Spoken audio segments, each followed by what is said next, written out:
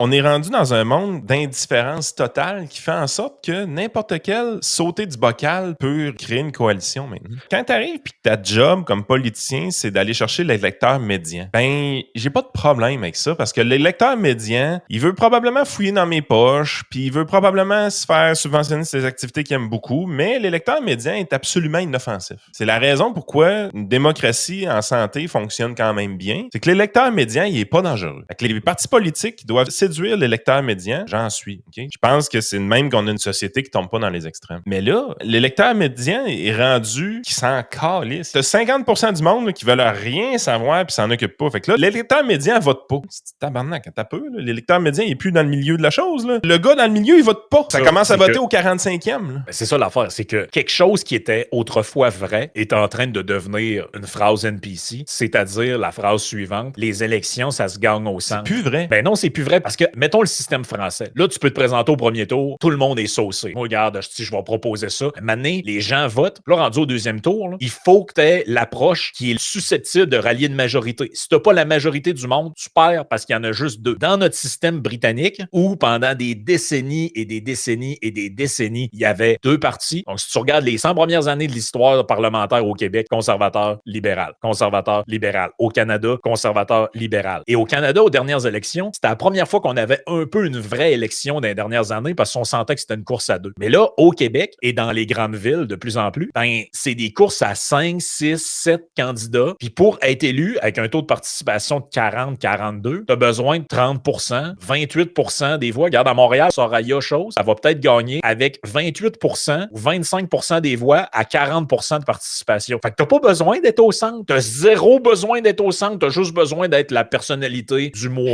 Parce qu'il faut que tu réussisses à faire une coalition, puis la coalition devient une coalition de lobby et de militants. Tu sais, je veux dire, si tu fais le tour des organismes communautaires, puis tous les travailleurs communautaires, puis tu leur promets plein d'affaires aux travailleurs communautaires, t'es capable d'avoir la coalition suffisante pour gagner l'élection. Mais tu sais, je veux dire, c'est ça qui fonctionne plus, c'est que l'électeur médian s'en calisse. L'électeur médian ne vote même pas. Exact. Puis la proportion de gens qui s'en calissent, ça arrête pas de s'agrandir. C'est ça qui est freakant dans ça, là.